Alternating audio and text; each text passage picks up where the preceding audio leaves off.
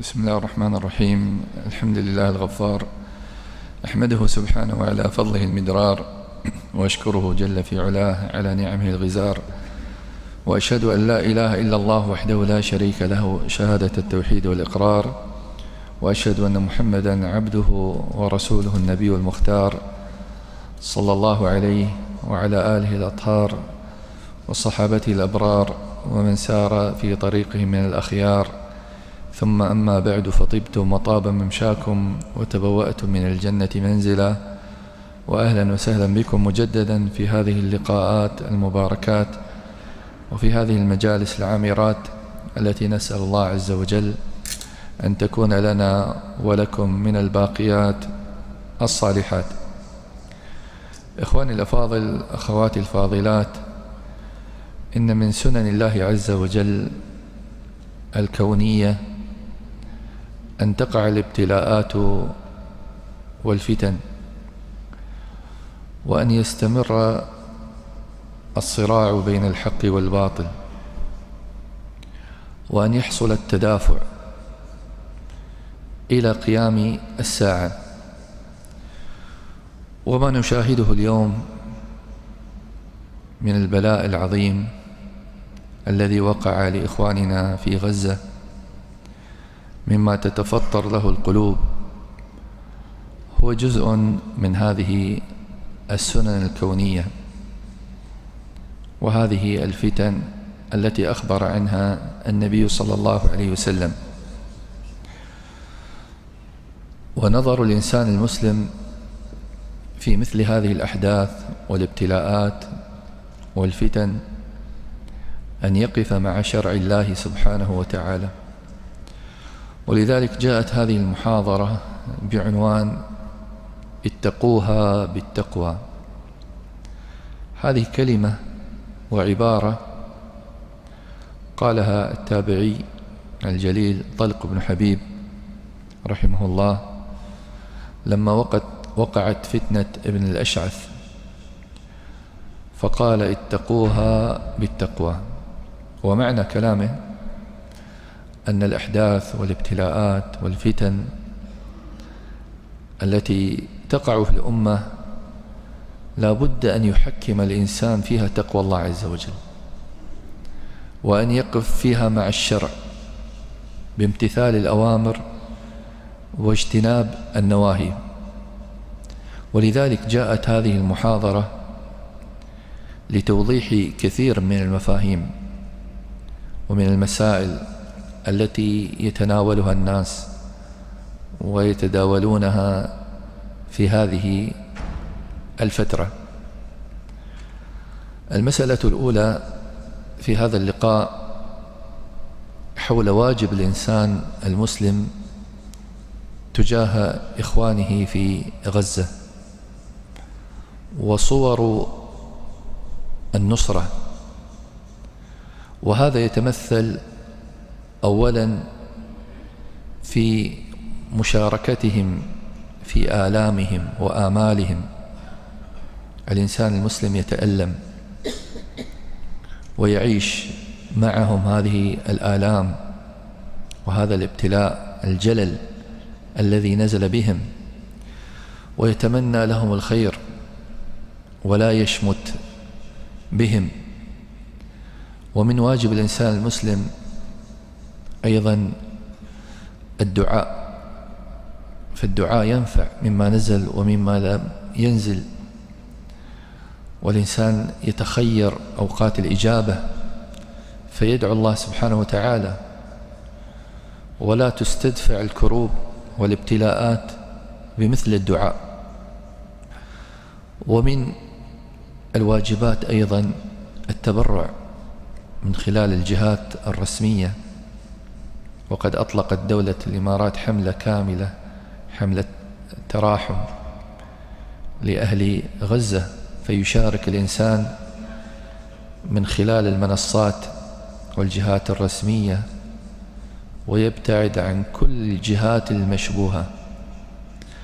هذا واجب الإنسان الذي يقدر عليه مما هو متاح تحت يده ولا يلزمك بعد ذلك أكثر من ذلك.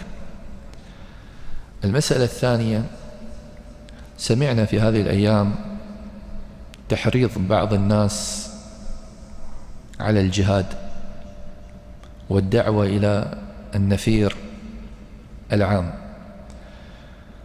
وهذا الباب من أبواب العبادات التي لها شروط بينها العلماء، وأود أن أشير إلى شرطين من شروط الجهاد لا بد أن يعرفها الإنسان حتى لا يغتر بما يقال وبما يسمعه. فمن شروط الجهاد القدرة على القتال.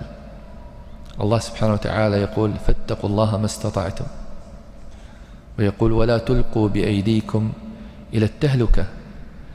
لم يقاتل النبي صلى الله عليه وسلم الكفار في مكة في حال الضعف. كان النبي صلى الله عليه وسلم يتألم لما يمر على الصحابة وهم يعذبون تحت الشمس وتوضع على صدورهم الحجارة الحارقة، ولا يستطيع النبي صلى الله عليه وسلم أن يقاتل. عيسى عليه السلام في آخر الزمان ينزل، ولما يخرج يأجوج ومأجوج يحرز بالمؤمنين إلى الطور خلف الحصن، لأنه لا قبل له بقتال يأجوج ومأجوج. هنا جانب ماذا؟ القدرة. فإذا لم تكن هناك القدرة فلا يكون جهاد. كيف تقاتل من غير قدرة؟ ومن سنة الله سبحانه وتعالى أن يبتلى أهل الإيمان بأهل الكفر، وقد يحصل لهم القتل، لكن يستمر الإنسان على الصبر والاحتساب. اليهود قتلوا أنبياء الله ورجموهم، وهذا عبر التاريخ. فلا يشرع الجهاد من غير شرط القدرة. والذي يدعو الناس اليوم ويدعو الشباب والنداءات العامة بالنفير واخرجوا إلى الجهاد، هذا تغرير بالأمة وتغرير بالشباب. إلى جانب الشرط الثاني الذي أردت أن أشير إليه، وهو أن الجهاد منوط بإذن ولي الأمر، كما قال النبي صلى الله عليه وسلم: وإذا استنفرتم فانفروا. وقال النبي صلى الله عليه وسلم: إنما جعل الإمام جنة يقاتل من ورائه. فليس هذا الأمر لآحاد الناس، كل واحد يكون لمجموعة ويقول نقاتل أو نذهب أو نسافر من غير إذن ولي الأمر، لا. فيحذر الإنسان من هذا الطرح الذي يسمعه، وينبغي أن يعرف أن مثل هذه الأبواب لها ضوابط ولها شروط. المسألة الثالثة التي أود ذكرها في هذا اللقاء مسألة الصلح مع الكفار، مع غير المسلمين عند الحاجة. اتفق العلماء على جواز الصلح مع غير المسلمين للحاجة بدليل القرآن وبدليل السنة: وإن جنحوا للسلم فاجنح لها. والنبي صلى الله عليه وسلم صالح الكفار في صلح الحديبية لمدة 10 سنوات. لماذا؟ للمصلحة. فإذا كانت هناك مصلحة فيجوز الصلح المطلق والمقيد، خاصة إذا كان في الصلح حقن لدماء المسلمين. هذا من جهة التأصيل الشرعي في مسألة الصلح. أيضا من المسائل التي جاءتنا عشرات الأسئلة عبر وسائل التواصل والواتساب، يسألون عن حكم المقاطعة، مقاطعة بعض الشركات، بعض المطاعم. المقاطعة العامة هذه ترجع لولي الأمر، هو الذي يقررها، وليست لأحد الناس. كل واحد ينشر، يخرج لنا محلل يحلل يقول قاطع هذه الشركة وقاطع هذا المطعم، بل ربما فيه ضرر. أغلب المطاعم والشركات لها وكلاء ملاكها من دولة الإمارات هنا، وفي بقية دول الخليج من دول الخليج وغيرها من الدول. فالدعوة لمقاطعة هذه الجهات هو إضرار بالمسلمين في مثل هذا الأمر. فلا يشرع مثل هذه الدعوات العامة التي تشمل سائر الناس، ولا دليل عليها، لا دليل عليها إلا إذا كان من الحاكم رأى المصلحة في هذا الأمر فله ذلك. أيضا من المسائل مسألة المظاهرات في بعض الدول، الخروج إلى المظاهرات، الخروج إلى بعض الساحات، خروج في يوم الجمعة. طيب ماذا في هذه المظاهرات؟ تكسير بعض المعالم في بعض البلدان، التهجم على بعض الجهات أو المؤسسات، الكلام في بعض الساحات والطعن في الحكومات والطعن في المجتمعات ووصفهم بالنفاق ووصفهم بالكفر. هذا الأمر خطير جدا.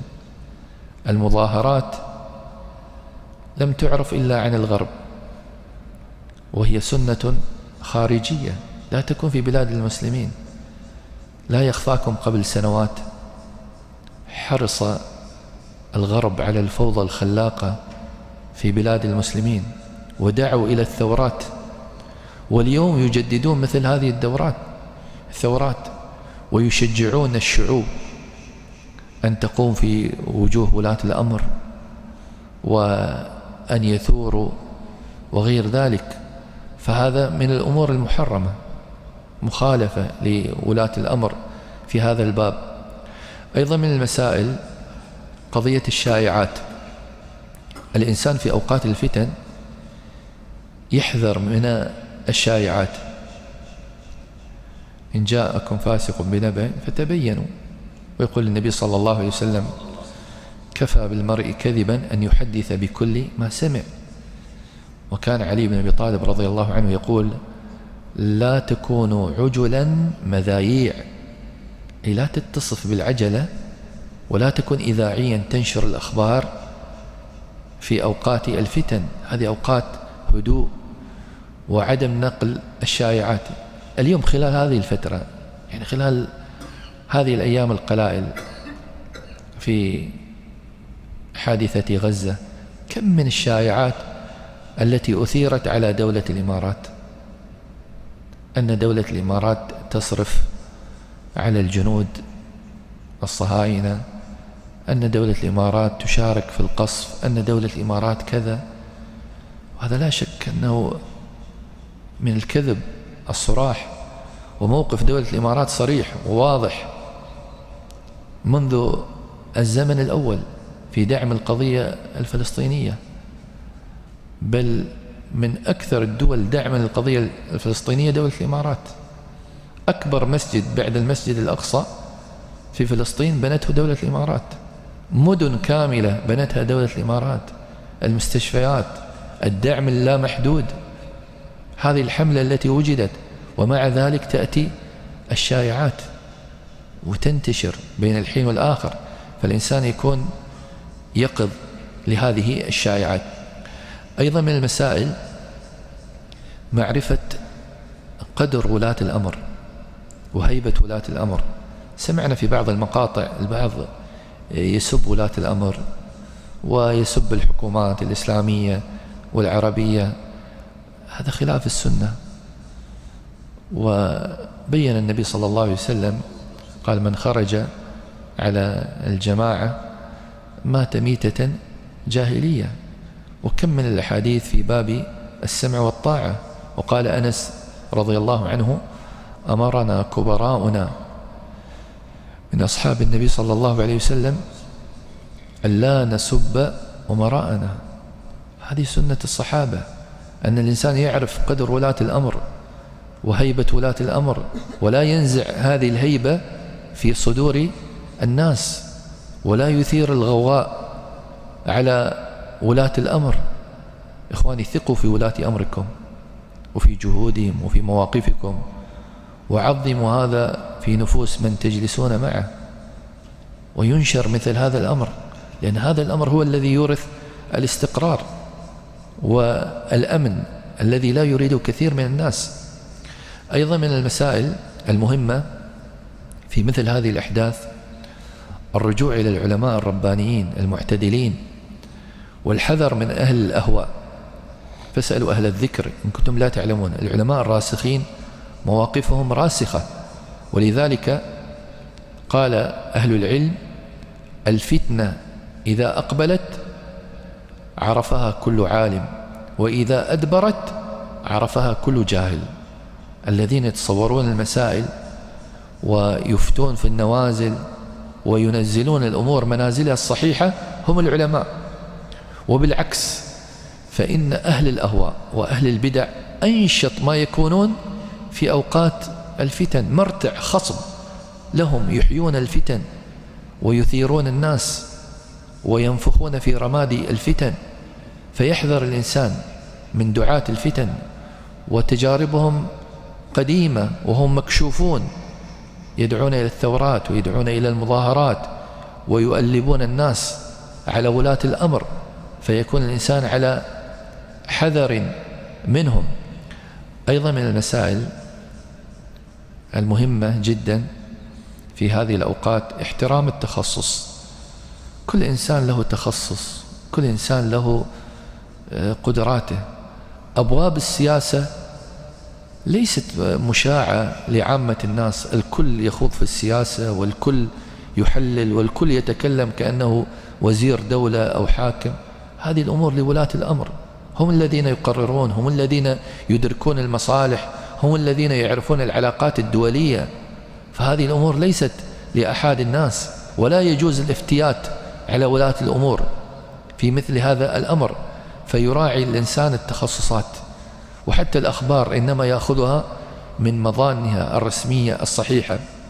أيضا من المسائل، وأختم بهذه المسألة، وهي ضبط العواطف. لا شك في مثل هذه الأوقات الإنسان لما يرى هذه المناظر الإنسان والله يتألم، يكاد لا ينام الليل. ولكن العواطف لا بد أن تضبط بالشرع، ما يتجاوز الإنسان شرع الله عز وجل. والعواطف كما قال الشيخ ابن عثيمين رحمه الله: إن لم تضبط بالشرع صارت عواصف. فالإنسان يحفظ العواطف. نعم، الغيرة مطلوبة، التألم مطلوب، لكن الإنسان لا يتجاوز شرع الله عز وجل. المواقف العاطفية لا تغير الأحكام الشرعية. فيكون الإنسان يقظ، يكون الإنسان حذر، لأن الكل يتكلم والكل يبث، ووسائل التواصل اليوم كثيرة والمقاطع كثيرة، والإنسان لابد أن يكون على بصيرة بمثل هذه الأمور. نسأل الله سبحانه وتعالى أن يحقن دماء المسلمين، وأن يجبر مصابهم، وأن يكون لهم معينا ونصيرا. ونسأل الله سبحانه وتعالى أن يوفقنا وإياكم للطاعات، وأن يرزقنا وإياكم الثبات حتى الممات. وآخر دعوانا الحمد لله رب العالمين، وصلى الله وسلم على نبينا محمد، وجزاكم الله خيرا.